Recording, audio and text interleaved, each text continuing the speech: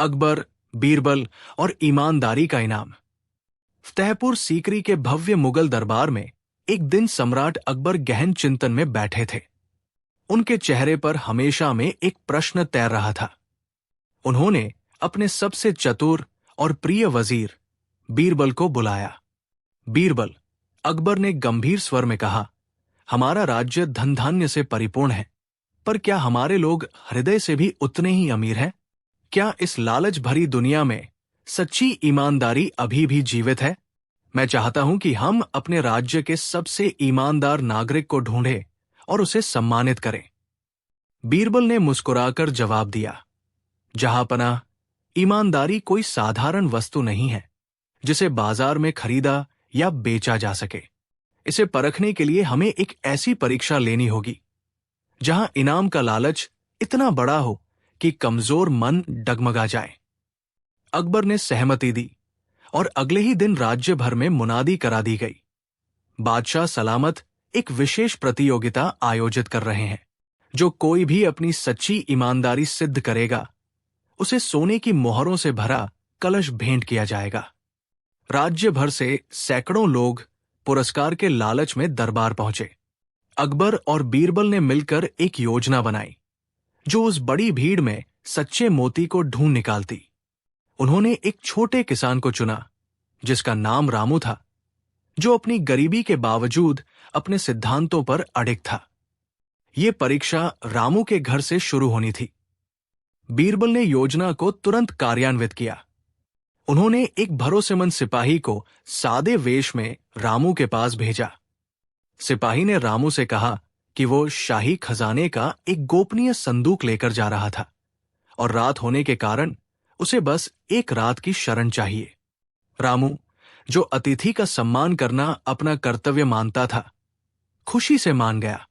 रात के गहन अंधेरे में जब रामू सो रहा था, सिपाही ने जानबूझकर वो भारी संदूक रामू की झोपड़ी के एक कोने में छोड़ दिया। संदूक बहुमूल्य मोतियों और सोने की मोहरों से भरा था, जिसका भार रामू की गरीबी को चुनौती दे रहा था। भोर होने से पहले सिपाही चुपचाप निकल गया, ये बहाना बनाकर कि उसे सुबह जल्दी एक महत्वपूर्ण संदेश पहुंचाना है। जब रामू जागा और उसने कोने में रखा वो चमकता हुआ संदूक देखा, तो उसकी आंखें चौंधिया गई। गरीबी और अभाव में जीवन बिताने वाले रामू के लिए वो धन मानो स्वर्ग से उतरा था। एक पल के लिए उसके मन में लालच आया, लेकिन अगले ही पल उसके भीतर की ईमानदारी जाग उठी। रामू ने तुरंत मन में निश्चय किया कि ये पराया धन उसके किसी काम का नहीं है। गरीबी चाहे कितनी भी बड़ी क्यों न हो, वो अपनी ईमानदारी का सौदा नहीं करेगा।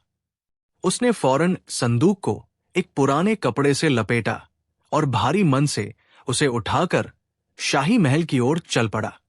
वो जानता था कि इतना कीमती सामान केवल बादशाह के खजाने से ही संबंधित हो सकता है। जैसे ही रामू महल के मुख्य द्वार पर पहुंचा, उसने पहरेदारों को पूरी बात बताई। दरबारी रामू की फटेहाल स्थिति और उसके हाथ में रखे बहुमूल्य संदूक को देखकर हैरान थे। जल्द ही ये खबर बादशाह अकबर तक पहुंची। अकबर, जो उस समय बीरबल के साथ बैठे थे, ये सुनकर अत्यंत उत्सुक हो गए। उन्होंने तुरंत रामू को दरबार में हाजिर होने का आदेश दिया। कांपते हुए पैरों से रामू ने दरबार में प्रवेश किया और संदूक को बादशाह के सामने रखकर पूरी विनम्रता से सारी घटना बता दी। बादशाह अकबर ने बड़े ध्यान से रामू की कहानी सुनी। उन्होंने तुरंत संदूक को खोलने का आदेश दिया। संदूक खुलते ही दरबार की आंखें चकाचौंध हो गई। भीतर बहुमूल्य हीरे, पन्ने और सोने के सिक्के इतनी बड़ी मात्रा में थे कि उनकी चमक से पूरा कक्ष जगमगा उठा। ये खजाना निश्चित रूप से शाही था। अकबर ने संदूक बंद किया और रामू की ओर देखा, जिसके चेहरे पर लालच का एक भी भाव नहीं था। रामू, अकबर ने स्नेह से कहा, तुमने अपनी गरीबी को अपनी ईमानदारी के आगे छोटा कर दिया। आज के जमाने में ऐसा नेक दिल इंसान मिलना दुर्लभ है। तुमने अपने चरित्र की शुद्धता सिद्ध की है। रामू ने विनम्रता से सिर झुकाया। अकबर फिर बीरबल की ओर मुड़े और मुस्कुराते हुए बोले, बीरबल, इस ईमानदार व्यक्ति के लिए कैसा इनाम उचित रहेगा? मुझे लगता है इसे कुछ ऐसा देना चाहिए जो इसकी ईमानदारी का सही मूल्य चुका सके। बीरबल ने सहमति में सिर हिलाया।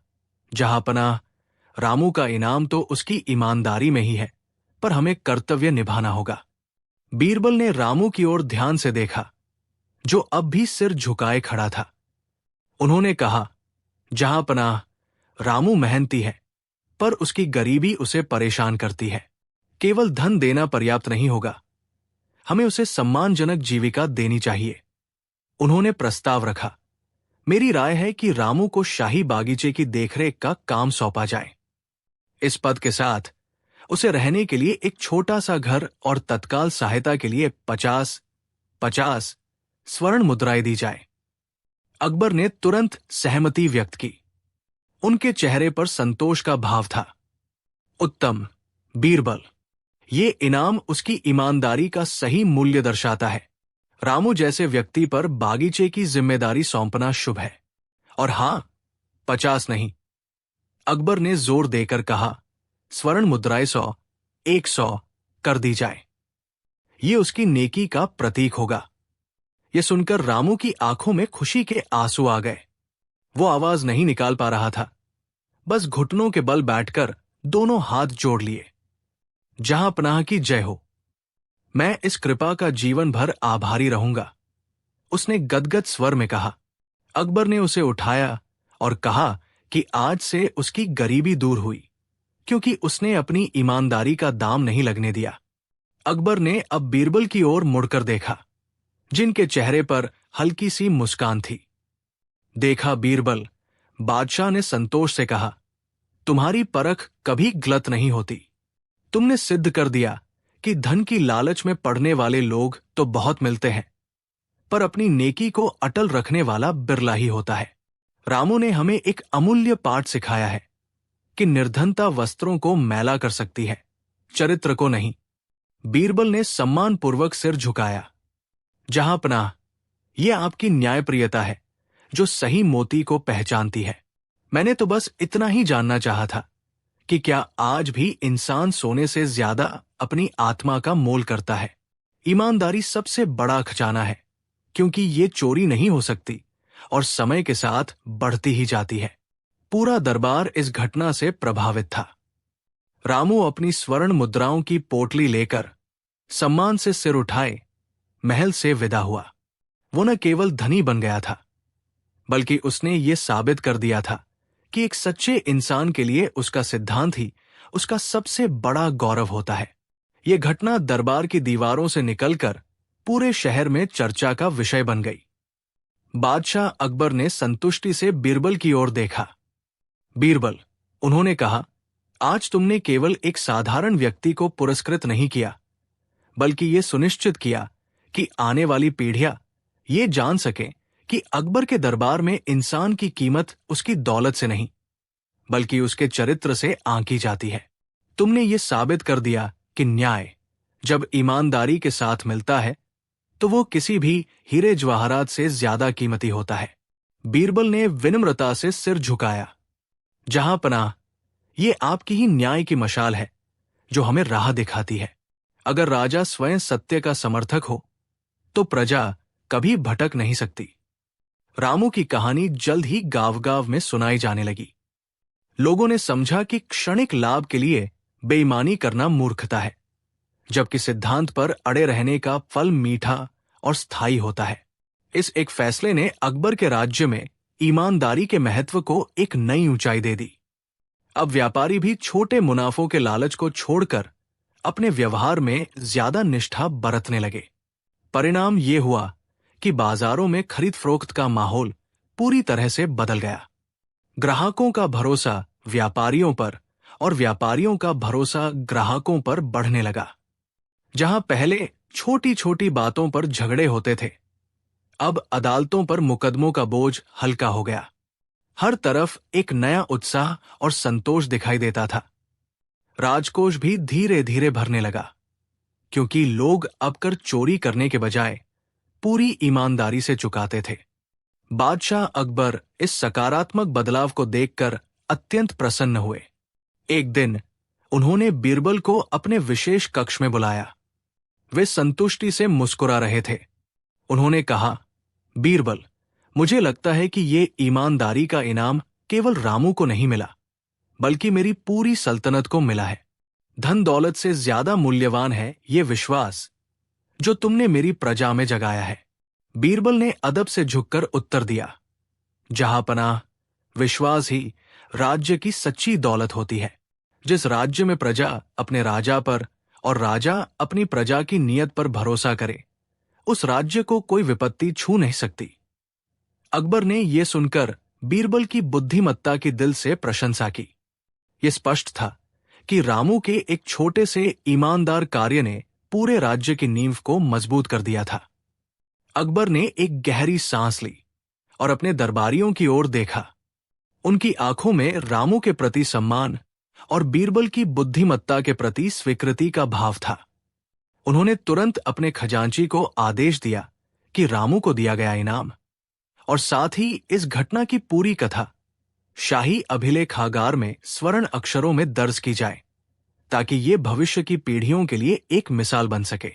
ये सुनकर सभी दरबारी आश्चर्यचकित रह गए, क्योंकि राजा ने पहली बार किसी साधारण नागरिक के कार्य को इतनी महत्ता दी थी। राजा ने घोषणा की, आज से ईमानदारी हमारे राज्य का सबसे बड़ा आभूषण है। जो भी इस मार्ग पर चलेगा, उसे रामू जैसा ही सम्मान और संरक्षण प्राप्त होगा। बीरबल ने अदब से झुककर कहा, सत्य और न्याय की इस नींव पर ही आपकी सल्तनत सदियों तक खड़ी रहेगी, जहांपनाह।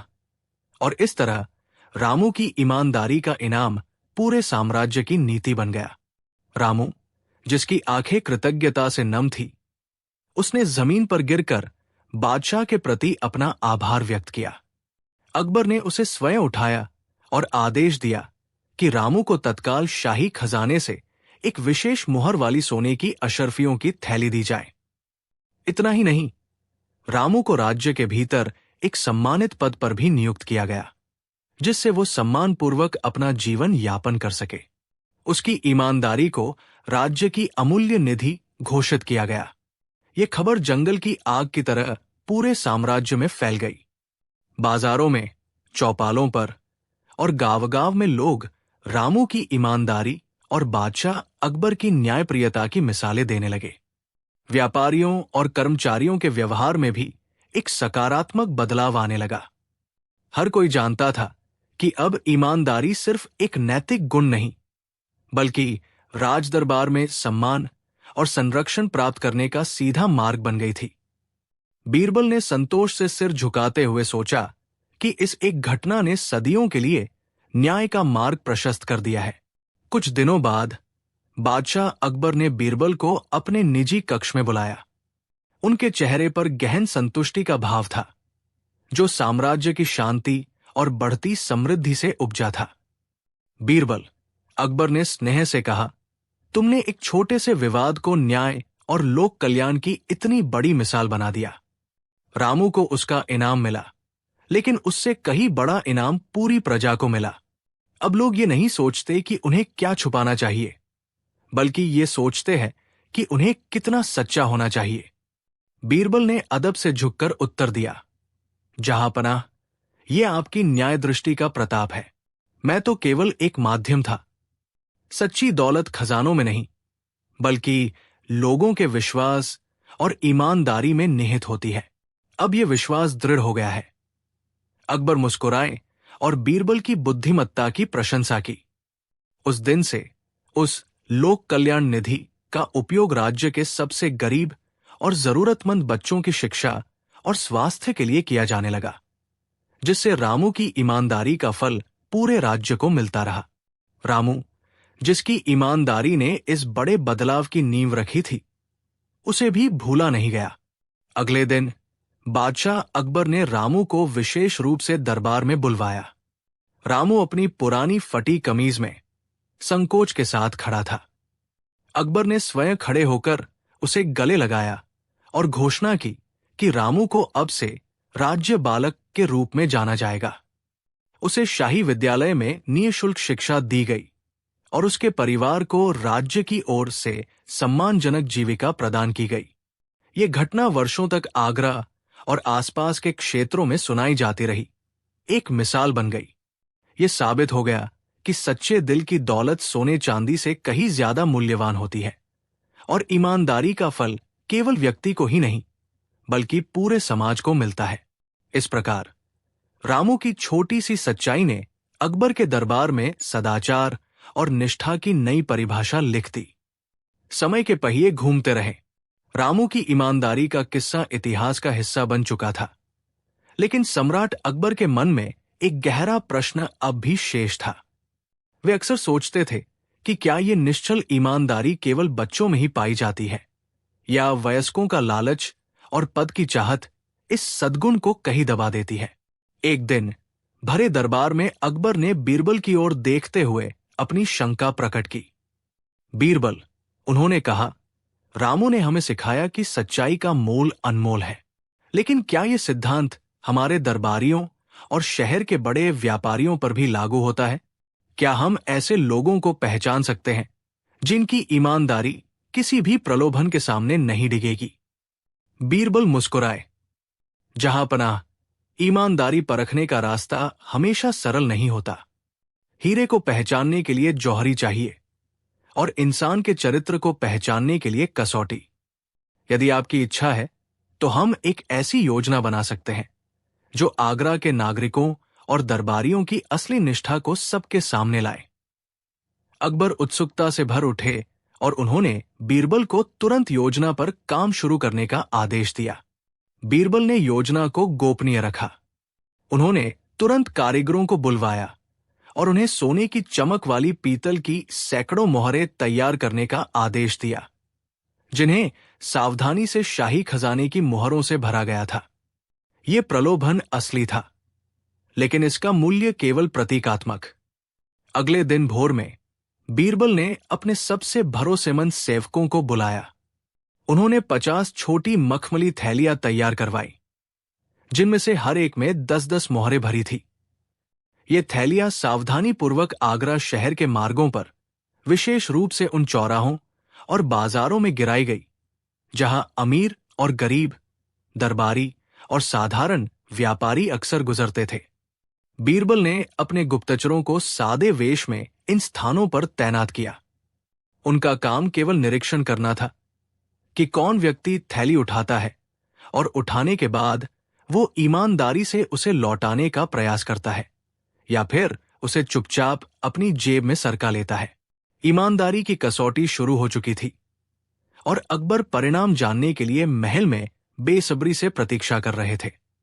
शाम होते होते बीरबल के गुप्तचर अलग अलग मार्गों से सूचनाएं लेकर महल लौटने लगे। अधिकांश चौराहों पर निराशाजनक दृश्य देखने को मिले। कहीं किसी धनी व्यापारी ने मौका देखते ही थैली उठाई और उसे बड़ी चतुराई से अपनी पगड़ी के नीचे छिपा लिया। कहीं किसी दरबारी ने थैली मिलते ही बिना किसी को बताए चुपचाप अपने मार्ग की दिशा बदल दी, मानो सोने की मोहरों ने उसकी जुबान और जमीर दोनों पर ताला लगा दिया हो। हालांकि एक गली से आई खबर ने बीरबल के चेहरे पर मुस्कान ला दी। जामा मस्जिद के पास एक बूढ़े और निर्धन लकड़हारे ने थैली उठाई थी। उसने अपनी फटी हुई धोती को झाड़ा, थैली को ध्यान से देखा और तत्काल आसपास खड़े लोगों से पूछना शुरू किया, भाई, किसी की ये मोहरों से भरी थैली खोई है क्या? ये किसी गरीब की कमाई होगी जिसे वो ढूंढ रहा होगा। ईमानदारी का ये दुर्लभ दृश्य देख गुप्तचर तुरंत सक्रिय हो गए। उन्होंने लकड़हारे का पीछा किया, जिसने अंततः एक निकटवर्ती कोतवाल पुलिस स्टेशन का दरवाजा खटखटाया ताकि वो खोई हुई संपत्ति जमा करा सके। बीरबल समझ गए थे, ईमानदारी का सच्चा इनाम पाने वाला पात्र मिल चुका था। अगले ही क्षण गुप्तचरों की सटीक जानकारी बीरबल तक पहुंच चुकी थी। बीरबल ने देरी न करते हुए लकड़हारे वर्धन को सम्मान सहित राज दरबार में बुलाया। वर्धन, जिसने कभी सोने की मोहरें पास से भी नहीं देखी थी, राजमहल की भव्यता देख संकोच में पड़ गया। बादशाह अकबर ने मुस्कुराते हुए बीरबल की ओर देखा और फिर वर्धन से सीधा सवाल किया, सुना है वर्धन, तुम्हें राह चलते मोहरों की थैली मिली थी। इतना बड़ा धन देखकर भी तुम्हारा मन क्यों नहीं बदला? क्या तुम्हें जरा भी लालच नहीं आया? वर्धन ने अपने हाथ जोड़े और धीमी पर दृढ़ आवाज में उत्तर दिया, जहां पनाह, गरीबी मेरे भाग्य में लिखी है, पर बेईमानी मेरे स्वभाव में नहीं। मैंने सोचा कि ये किसी ऐसे व्यक्ति की मेहनत की गाढ़ी कमाई होगी जो इसे खोकर रात दिन रो रहा होगा। सच्चा सुख ईमानदारी से कमाने में है, चोरी या धोखे में नहीं। वर्धन के इस सहज उत्तर ने दरबार में बैठे सभी लोगों को प्रभावित किया। अकबर ने एक पल के लिए अपनी आंखें बंद कर ली, जैसे उस सहज सत्य को अपने हृदय में उतार रहे हों। फिर उन्होंने गर्व से बीरबल की ओर देखा, जो पहले से ही मंद मंद मुस्कुरा रहे थे। अकबर ने सिंहासन से उठते हुए कहा, शाबाश वर्धन, तुम्हारे शब्द उन स्वर्ण मोहरों से भी अधिक कीमती है। तुमने आज साबित कर दिया कि दौलत भले ही हाथ की मैल हो, पर चरित्र और ईमानदारी अमूल्य होती है। बीरबल ने अनुमोदन में सिर झुकाया और बोले, जहां पनाह, ऐसे नेक और ईमानदार व्यक्ति ही हमारी सल्तनत के सच्चे स्तंभ हैं। इनकी ईमानदारी का सम्मान अवश्य होना चाहिए। अकबर ने तुरंत शाही खजांची को बुलाया और आदेश दिया, आज से वर्धन को दरबारी सम्मान प्राप्त होगा। इन्हें 100 मोहरों के साथ साथ हमारी ओर से 500 स्वर्ण मोहरें और खेती के लिए एक जागीर इनाम में दी जाए। ईमानदारी का इनाम सदैव उसके त्याग से बड़ा होना चाहिए। दरबार तालियों की गड़गड़ाहट से गूंज उठा। वर्धन की आंखों में खुशी के आंसू थे। उसने झुककर बादशाह को धन्यवाद दिया। अब वर्धन समझ चुका था कि ईमानदारी का रास्ता भले ही मुश्किल हो, पर उसका फल हमेशा मीठा होता है। बीरबल ने आगे बढ़कर वर्धन के कंधे पर हाथ रखा और मुस्कुराते हुए आशीर्वाद दिया। फिर उन्होंने बादशाह अकबर की ओर मुड़कर कहा, जहां पनाह, ये केवल वर्धन के लिए नहीं, बल्कि पूरे राज्य के लिए एक महत्वपूर्ण सबक है। अकबर ने सहमति में सिर हिलाया। बीरबल, तुम्हारी दूरदर्शिता हमेशा अद्भुत होती है। तुमने साबित कर दिया कि ईमानदार आदमी ही सच्चा धनी होता है। बीरबल बोले, बेशक महाराज। वर्धन ने आज दिखा दिया कि जब इंसान लालच को त्यागता है तो उसे उससे कहीं अधिक मिलता है जितना उसने खोने का डर रखा था। उसकी ईमानदारी अब राज्य की संपत्ति बन गई है। ये इनाम लोगों को प्रेरित करेगा कि वे भी सत्य का मार्ग न छोड़े, क्योंकि उनका न्याय स्वयं बादशाह के हाथों से होगा। इस घटना के बाद राज्य में ईमानदारी और सत्यनिष्ठा की चर्चा होने लगी और लोग बीरबल की बुद्धिमत्ता के साथ साथ बादशाह अकबर के न्याय की भी खूब सराहना करने लगे।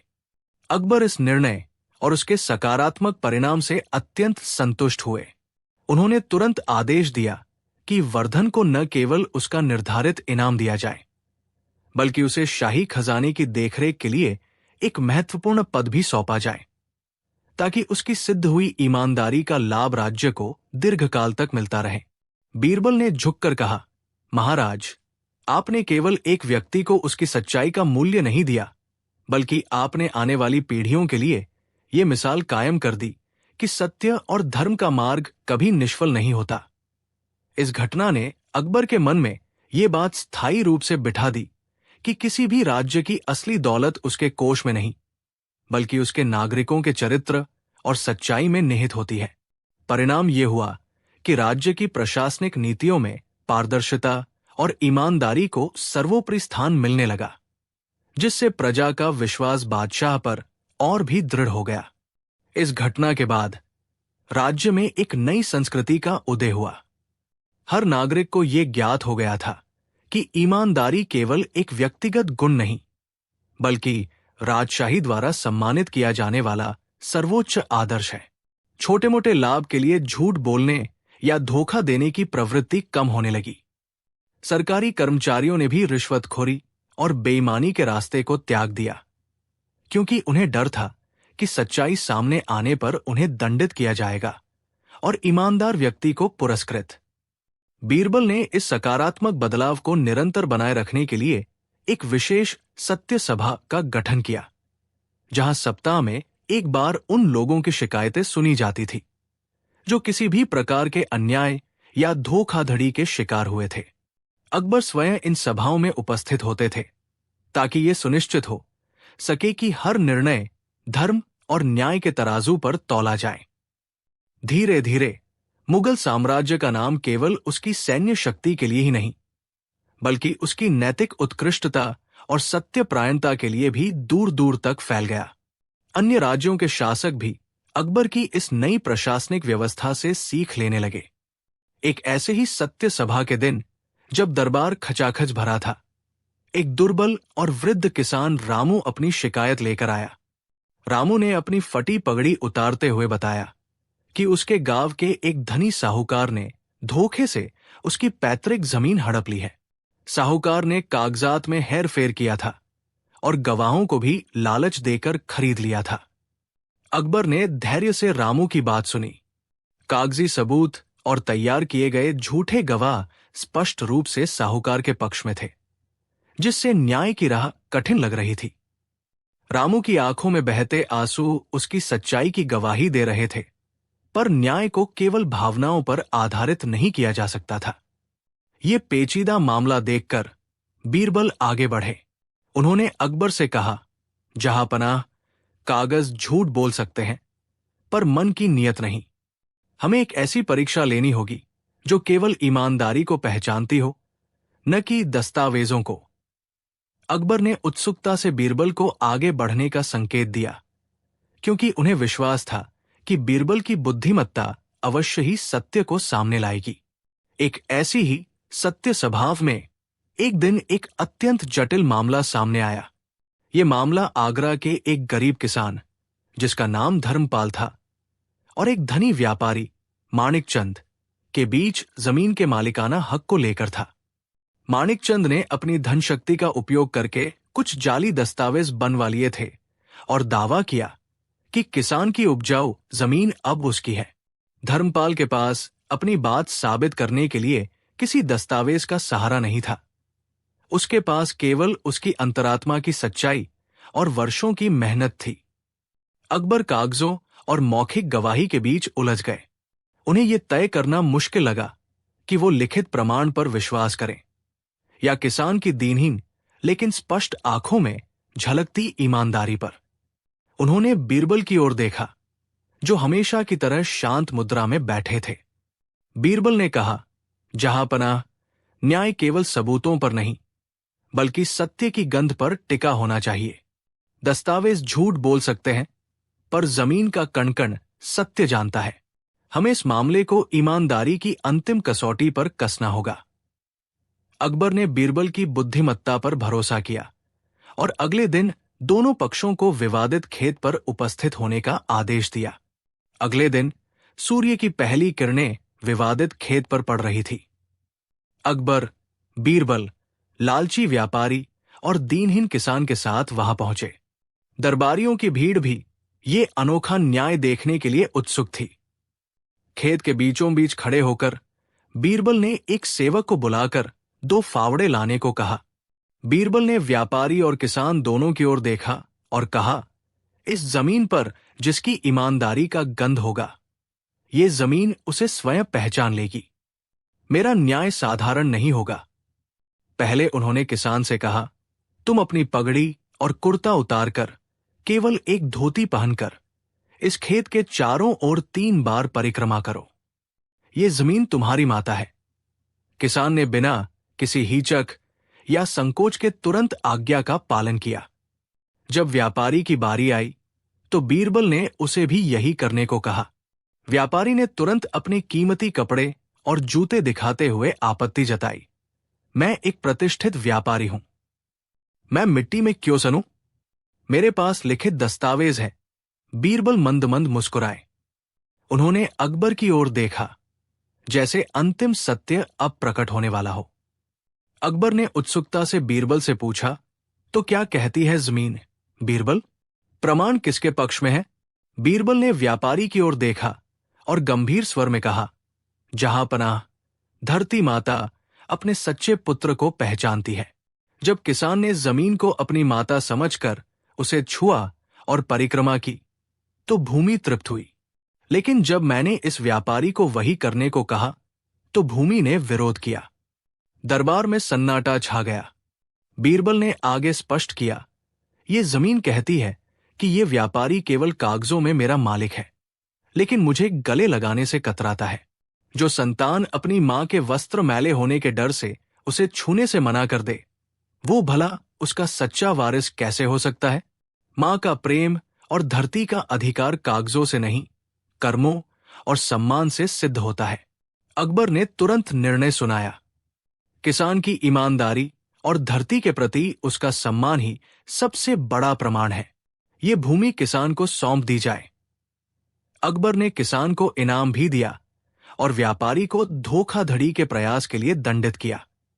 यह होते ही दरबारीगण बीरबल की बुद्धिमत्ता और सम्राट अकबर के त्वरित निर्णय की प्रशंसा करने लगे। बीरबल ने झुककर कहा, जहांपनाह, आपकी परख सच्चे हीरे की तरह है।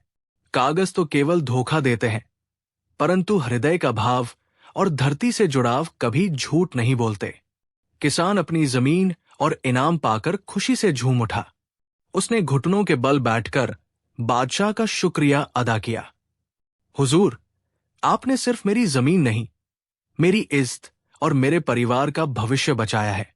अब मैं इस धरती पर इतनी मेहनत करूंगा कि ये सोने का दाना उगलने लगेगी। अकबर ने किसान के कंधे पर हाथ रखा। जाओ, खुश रहो। याद रखना, ईमानदारी ही सबसे बड़ा धर्म है और उसका इनाम हमेशा मीठा होता है।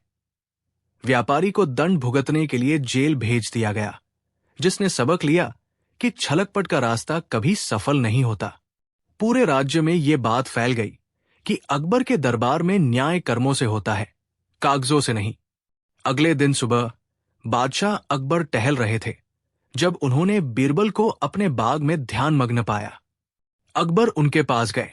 बीरबल, उन्होंने स्नेहपूर्वक कहा, कल तुमने जिस सहजता से सच्चाई को सामने रखा, वो अद्भुत था। कई बार कड़े कानून भी वो काम नहीं कर पाते जो एक सरल बुद्धिमानी की बात कर जाती है। बीरबल ने अदब से प्रणाम किया। जहांपनाह, जब नीयत साफ हो तो झूठ की दीवारें खुद ब खुद ढह जाती है। किसान की मेहनत और उसकी ईमानदारी ही उसका सबसे बड़ा सबूत थी। अकबर ने संतुष्टि की सांस ली। तुम सही कहते हो।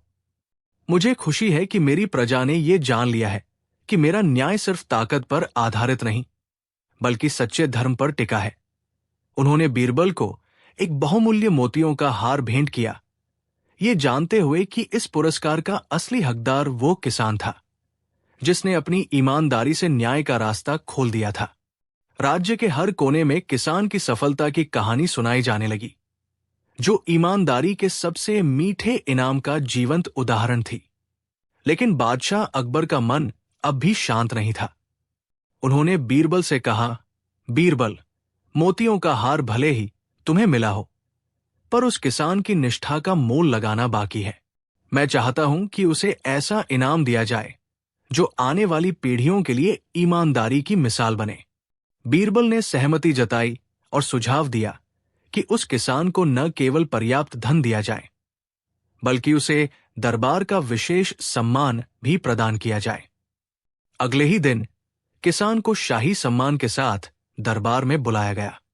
जब वो विनम्रता से बादशाह के सामने खड़ा हुआ, तो अकबर ने उठकर उसे गले लगाया।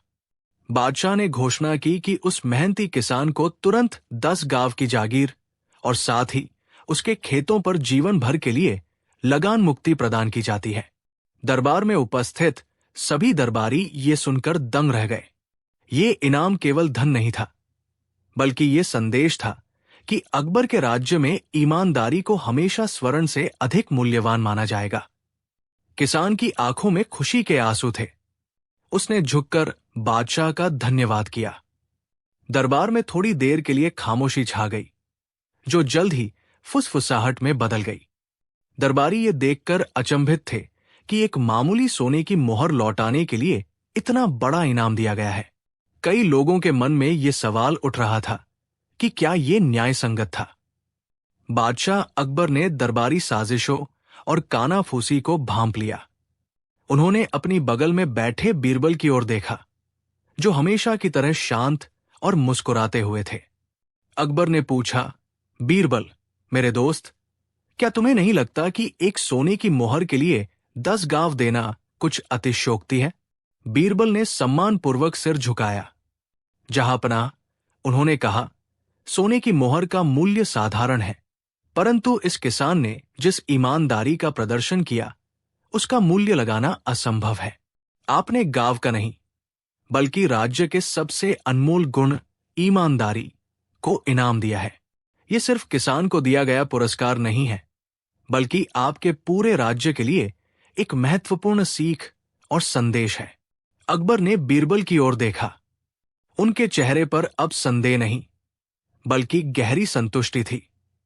उन्होंने एक लंबी सांस ली और बोले, वाह बीरबल, तुम वास्तव में बुद्धिमत्ता का सागर हो। मैंने मोहर की चमक देखी थी, पर तुमने उसके पीछे छिपी नैतिकता की ज्योति पहचान ली। तुम्हारा दृष्टिकोण हमेशा चीजों के मूल को उजागर करता है। यह सुनकर दरबार में सन्नाटा छा गया।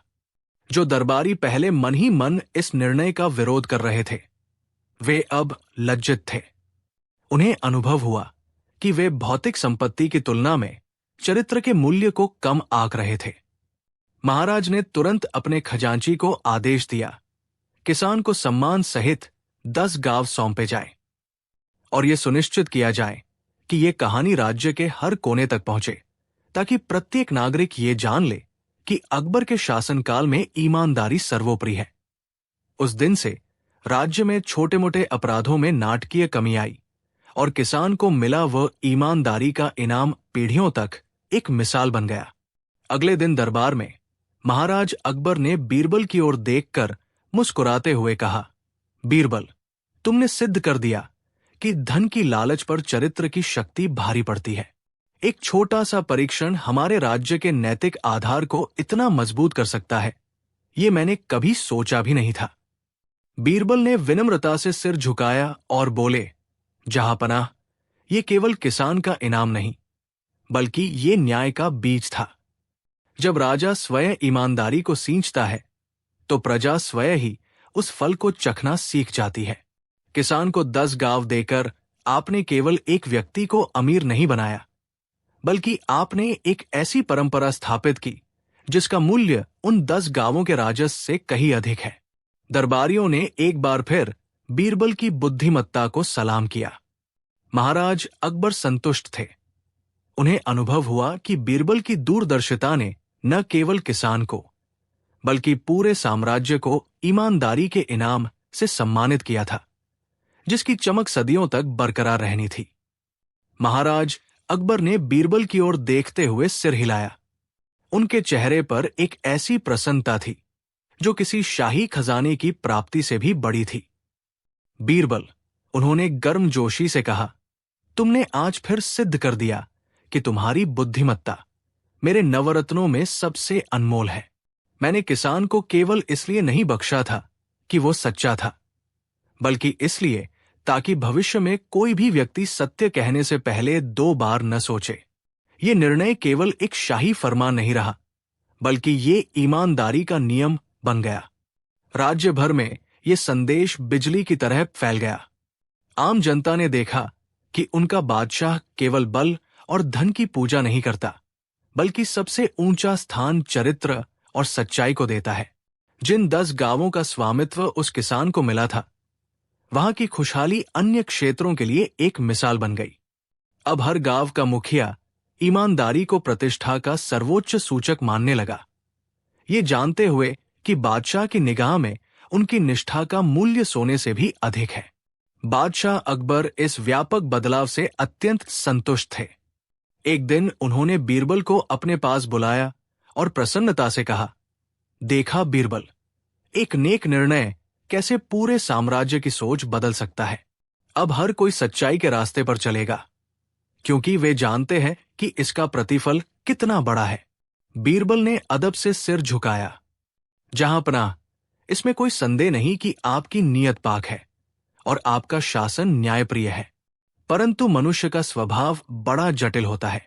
जब ईमानदारी इतनी बड़ी संपत्ति लेकर आती है तो कुछ धूर्त लोग अब ईमानदारी का मुखौटा ओढ़ लेंगे। अकबर ने भौहें चढ़ाई। क्या तुम ये कहना चाहते हो कि लोग अब भी धोखा देने की कोशिश करेंगे? वे ईमानदारी का अभिनय करेंगे, महाराज, बीरबल ने उत्तर दिया। सच्ची निष्ठा तभी सामने आती है जब न कोई इनाम हो और न कोई डर। बाहरी दबाव से पैदा हुई निष्ठा अस्थिर होती है। अकबर के मन में जिज्ञासा जागी। उन्होंने चुनौती देते हुए कहा, तो फिर तुम्हें यह साबित करना होगा। क्या कोई ऐसा तरीका है जिससे हम नकली ईमानदारी और सच्ची निष्ठा के बीच का अंतर पहचान सकें? बीरबल ने चुनौती स्वीकार करते हुए विनम्रता से सिर झुकाया। जहां पनाह, निष्ठा की परीक्षा के लिए हमें लालच और भय दोनों को हटाना होगा। मेरे पास एक योजना है। हमें कुछ खास प्रकार के सोने के सिक्के बनवाने होंगे जो देखने में बेहद कीमती लगें, पर उन्हें शाही खजाने का हिस्सा न बनाया जाए। अकबर ने उत्सुकता से पूछा, फिर क्या?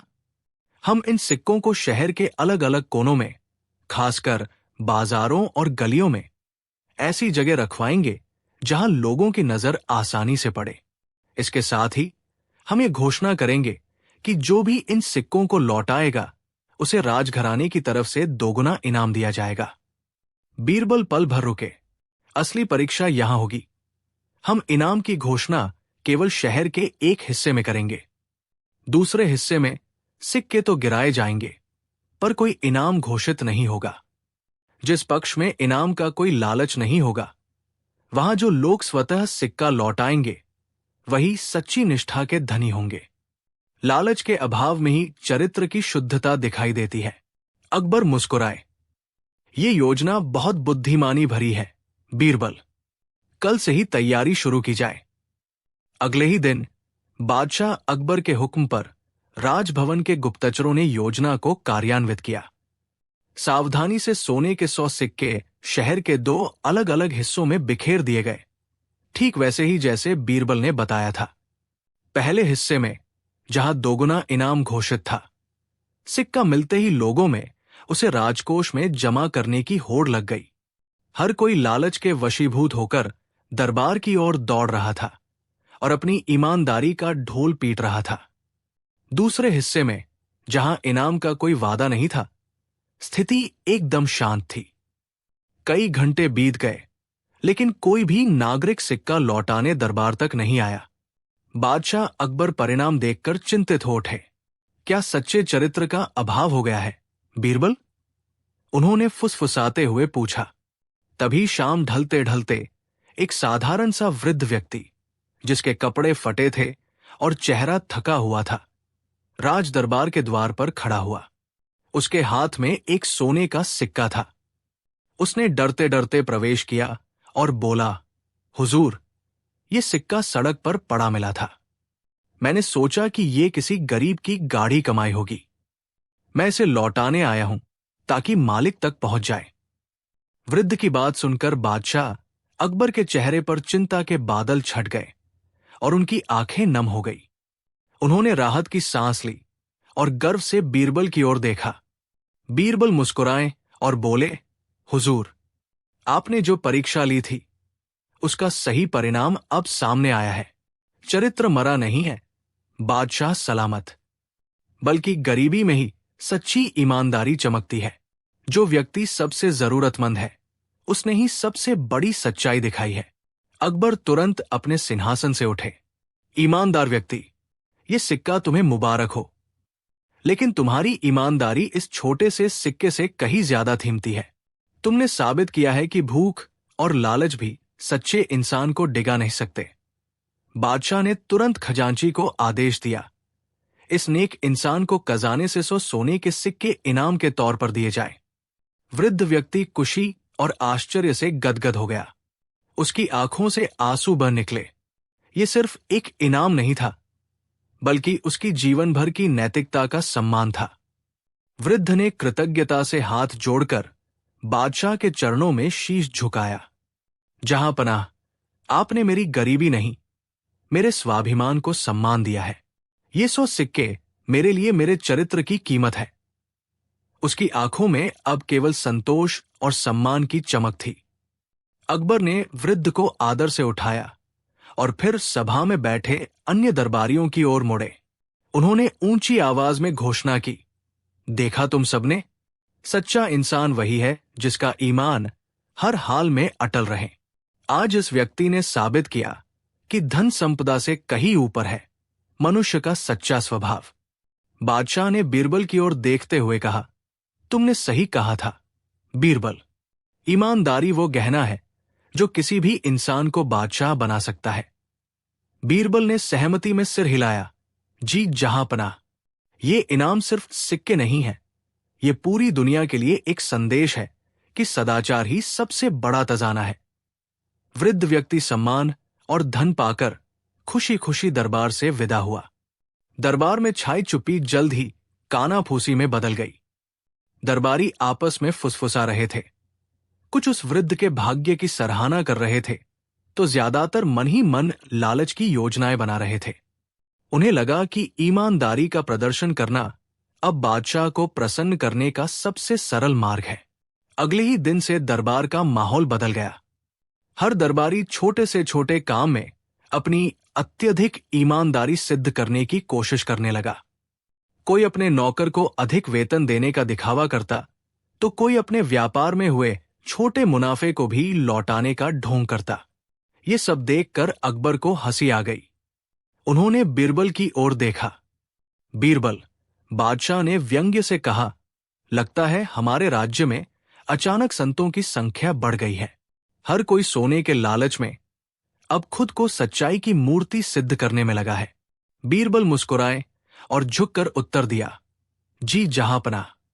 पर जो ईमानदारी इनाम देखकर पैदा होती है वो जल्द ही मर जाती है। असली खुशबू नकली फूल कभी नहीं दे सकते। बादशाह ने सहमति में सिर हिलाया, क्योंकि वो जानते थे कि बीरबल की इस बात में अगले पाठ की तैयारी छिपी है। तो बीरबल, बादशाह ने अपनी दाढ़ी सहलाते हुए कहा, अगले पाठ की घड़ी आ गई है। इन कथित संतों की असली परीक्षा क्या होगी?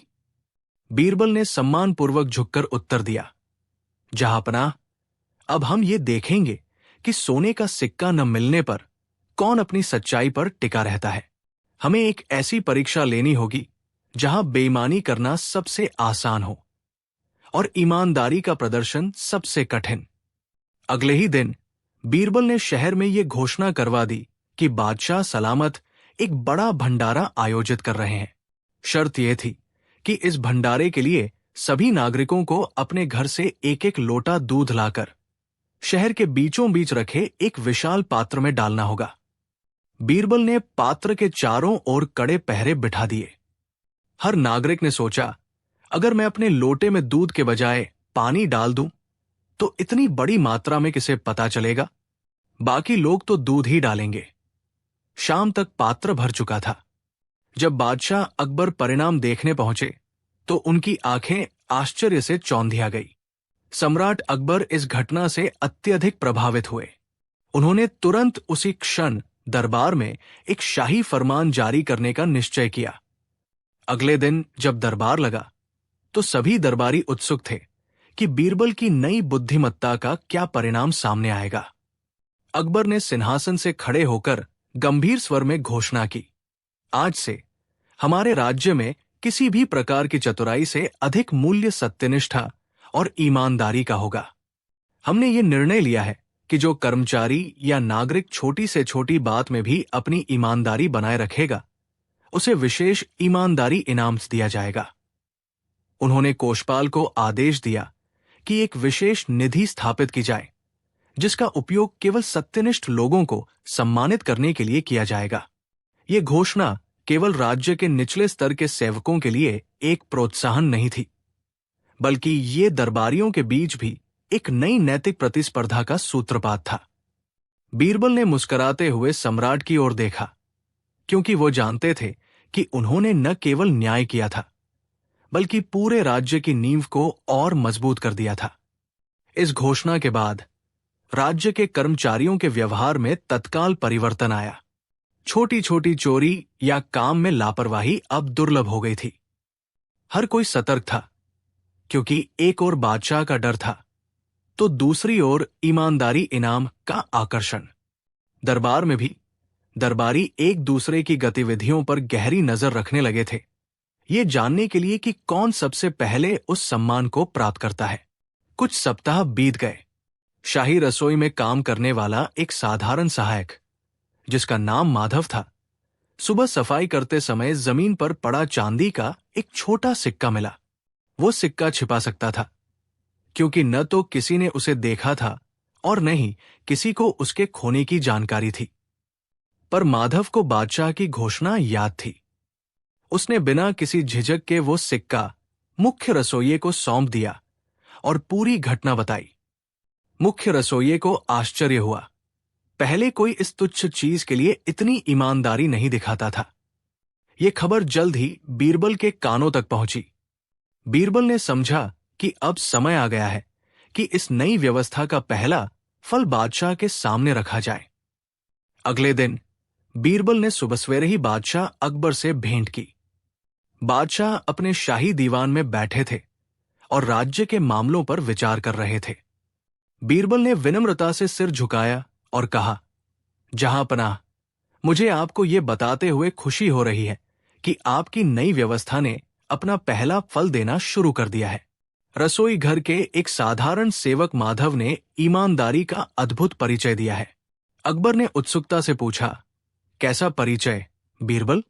क्या किसी बड़े खजाने का पता चला है? बीरबल मुस्कुराए, नहीं हुजूर, बात बड़ी नहीं, बल्कि एक मामूली से चांदी के सिक्के की है। सफाई करते वक्त माधव को वो सिक्का जमीन पर पड़ा मिला। वो आसानी से उसे छिपा सकता था, पर उसने ऐसा नहीं किया और तुरंत मुख्य रसोइये को सौंप दिया। उसने आपके आदेश का पालन किया, जिसने उसे लालच के रास्ते पर जाने से रोक दिया। अकबर पहले तो इस छोटी सी घटना पर चकित हुए, लेकिन फिर बीरबल की बात का महत्व समझ गए। उन्होंने तुरंत सेवक माधव को शाही दरबार में सम्मानपूर्वक बुलाने का आदेश दिया, ताकि उसकी निष्ठा और ईमानदारी का उचित इनाम दिया जा सके। शाही फरमान मिलते ही माधव को तुरंत दरबार में लाया गया। रसोई का वह साधारण सेवक, जिसने कभी महल की चकाचौंध को इतने करीब से नहीं देखा था, बादशाह के सामने खड़ा होकर कांप रहा था। वो समझ नहीं पा रहा था कि एक मामूली चांदी के सिक्के के लिए उसे मृत्युदंड मिलेगा या कोई और सजा। अकबर ने अपनी कुर्सी से उठकर उसे स्नेहपूर्वक देखा। माधव, बादशाह ने कहा, डरो नहीं, तुमने अपनी ईमानदारी से हमारा दिल जीत लिया है। तुमने सिद्ध किया कि सच्चा चरित्र बड़ी दौलत से नहीं, बल्कि छोटी जिम्मेदारियों को निभाने से बनता है। फिर उन्होंने खजांची को आदेश दिया, माधव की निष्ठा इस मामूली सिक्के से कहीं अधिक मूल्यवान है। आज से उसे हर महीने 50 चांदी के सिक्के अतिरिक्त वेतन के रूप में दिए जाएंगे और उसे शाही रसोई का मुख्य सहायक नियुक्त किया जाता है। माधव को अपने कानों पर विश्वास नहीं हुआ। एक छोटे से सिक्के की ईमानदारी ने उसे गरीबी से निकालकर सम्मान और बेहतर जीवन दे दिया था। उसकी आंखें कृतज्ञता से भर आई और उसने झुककर बादशाह अकबर और बीरबल को नमन किया। उस दिन दरबार में मौजूद सभी लोगों ने समझा कि ईमानदारी का इनाम हमेशा बड़ा ही होता है। समय बीतता गया। माधव ने अपनी नई जिम्मेदारी और उच्च पद को पूरी निष्ठा और लगन से संभाला। उसकी रसोई प्रबंधन की कला और भी निखर गई और उसका परिवार अब सम्मान और सुख चैन का जीवन जी रहा था। कुछ ही हफ्तों में माधव की ईमानदारी और उसके अद्भुत इनाम की कहानी पूरे महल में चर्चा का विषय बन गई। इस घटना का गहरा प्रभाव हुआ। महल के अन्य सेवक, जो पहले छोटे-मोटे मामलों में लापरवाही या बेईमानी कर जाते थे, अब अत्यंत सावधान रहने लगे। उन्हें समझ आ गया था कि बादशाह अकबर छोटी से छोटी नेक नियत को भी पहचानते और पुरस्कृत करते हैं। एक शाम बादशाह अकबर ने बीरबल से कहा, बीरबल, तुम्हारी युक्ति काम कर गई। उस छोटे से इनाम ने हमारे पूरे प्रशासन को सुधार दिया है। अब हमारे सेवक पहले से कहीं अधिक ईमानदार और कर्तव्यनिष्ठ है। बीरबल ने विनयपूर्वक कहा, जहांपनाह, ये केवल ईमानदारी का नहीं, बल्कि सही समय पर किए गए प्रोत्साहन का परिणाम है। माधव को मिला ये इनाम एक सबक है कि चरित्र की दौलत दुनिया के किसी भी खजाने से बड़ी होती है। अकबर बीरबल की बुद्धिमानी से बहुत प्रसन्न हुए। अकबर ने एक गहरी सांस ली और बोले, बीरबल, तुमने जो सबक दिया है वो अनमोल है। लेकिन क्या यह संभव है कि कोई व्यक्ति बड़ी दौलत पाकर भी अपनी ईमानदारी न छोड़े? मुझे लगता है कि गरीबी ही लोगों को ईमानदार बने रहने पर मजबूर करती है। अगर किसी के पास अथाह धन आ जाए तो लालच स्वाभाविक रूप से हावी हो जाता है। बीरबल ने विनयपूर्वक उत्तर दिया, जहांपनाह, दौलत ईमानदार व्यक्ति के चरित्र की कसौटी हो सकती है, उसका कारण नहीं। एक सच्चा ईमानदार व्यक्ति चाहे धनवान हो या निर्धन, वो अपने सिद्धांतों पर अडिग रहता है। लालच एक क्षणिक मोह है, जबकि ईमानदारी जीवन भर का संबल। इस बात को सिद्ध करने के लिए मुझे एक और मौका दीजिए। मैं आपको दिखाऊंगा कि यदि किसी व्यक्ति को अचानक अपार धन मिल जाए तो भी उसका सच्चा स्वभाव नहीं बदलता। अकबर ने उत्सुकता से सिर हिलाया। ठीक है बीरबल, मैं तुम्हारी बात पर विश्वास करता हूं, लेकिन इस विचार की परीक्षा होनी चाहिए। बताओ, तुम्हारी अगली योजना क्या है? बीरबल के चेहरे पर एक रहस्यमय मुस्कान आई। उन्होंने अपनी योजना बादशाह के कानों में फुसफुसाई। अकबर सुनते ही आश्चर्य और कौतूहल से भर गए। अकबर की आंखों में शरारत झलक उठी। उन्होंने बीरबल की पीठ थपथपाई। शाबाश बीरबल, मैं जानता था कि तुम्हारा दिमाग हमेशा कुछ असाधारण ही सोचेगा। ठीक है, हम तुरंत इस विचार पर अमल करेंगे, लेकिन हमें अत्यधिक सावधानी बरतनी होगी। किसी को भी इस योजना की भनक नहीं लगनी चाहिए। अगले ही दिन बीरबल ने गुप्त रूप से शाही खजाने से कीमती सोने के सिक्कों से भरी एक भारी पोटली निकलवाई। उन्होंने बादशाह को बताया कि उन्होंने शहर के बाहरी इलाके में रहने वाले एक वृद्ध लकड़हारे को चुना है। वो अत्यंत गरीब था, परंतु अपनी निष्ठा और दिन रात की मेहनत के लिए पूरे राज्य में जाना जाता था। निश्चित योजना के तहत बीरबल ने भोर होते ही वो सोने की पोटली चुपचाप शहर के किनारे वाले रास्ते पर रख दी, जहां से वो लकड़हारा अपनी कुल्हाड़ी लेकर रोज जंगल की ओर जाता था। बीरबल और अकबर साधारण कपड़ों में भेष बदलकर पास के एक घने पेड़ के पीछे छिप गए। अब वे सांस रोके इंतजार कर रहे थे कि लकड़हारा धन के इस अप्रत्याशित ढेर को देखकर क्या प्रतिक्रिया देता है। कुछ ही क्षणों में वृद्ध लकड़हारा, जिसका नाम माधव था, अपनी जीर्ण शीर्ण धोती और टूटी हुई कुल्हाड़ी के साथ उस रास्ते पर प्रकट हुआ। उसकी आंखें थकान से भरी थी, पर सुबह की रोशनी में उसकी नजरें तुरंत जमीन पर रखी सुनहरी पोटली पर टिक गई। माधव वहीं रुक गया। उसने कांपते हाथों से पोटली उठाई और उसे खोला।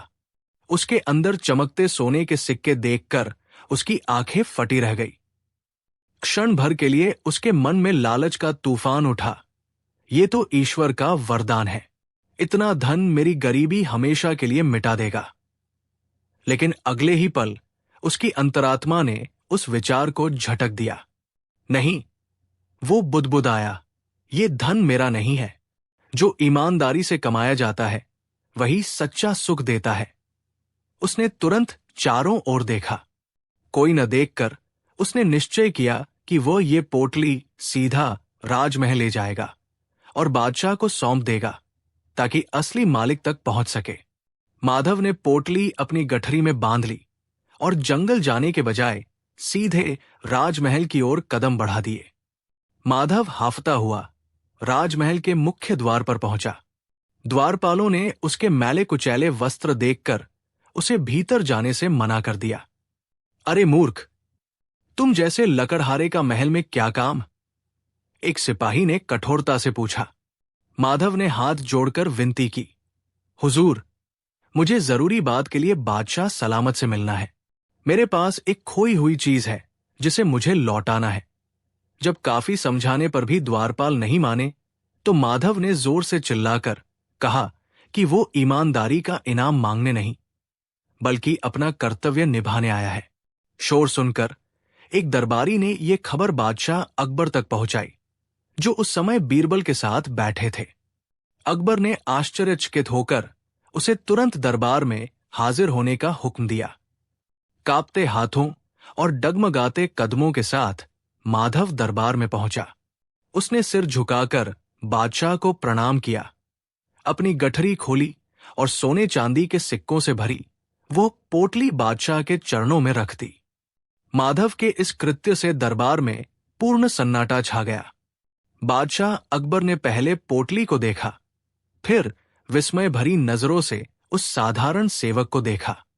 अकबर ने गंभीर स्वर में पूछा, माधव, क्या तुम जानते हो कि इस पोटली में कितनी दौलत है और इसे तुम यहां क्यों लाए हो? क्या ये चोरी का माल है? माधव के चेहरे पर भय नहीं, बल्कि संतोष का भाव था। उसने विनम्रता से उत्तर दिया, जहांपनाह, ये पोटली कल मुझे शाही बाग की साफाई करते समय मिली थी। इसमें बेशकीमती सोने चांदी के सिक्के भरे हैं। मेरे लिए ये धन मिट्टी के समान है, क्योंकि ये मेरा नहीं है। किसी की अमानत को अपने पास रखना मेरे धर्म के विरुद्ध है। बीरबल शांति से माधव की बातें सुन रहे थे। उनके चेहरे पर एक हल्की मुस्कान थी। अकबर ने क्षण भर सोचा। वो समझ गए कि ये व्यक्ति लोभ से पूरी तरह मुक्त है।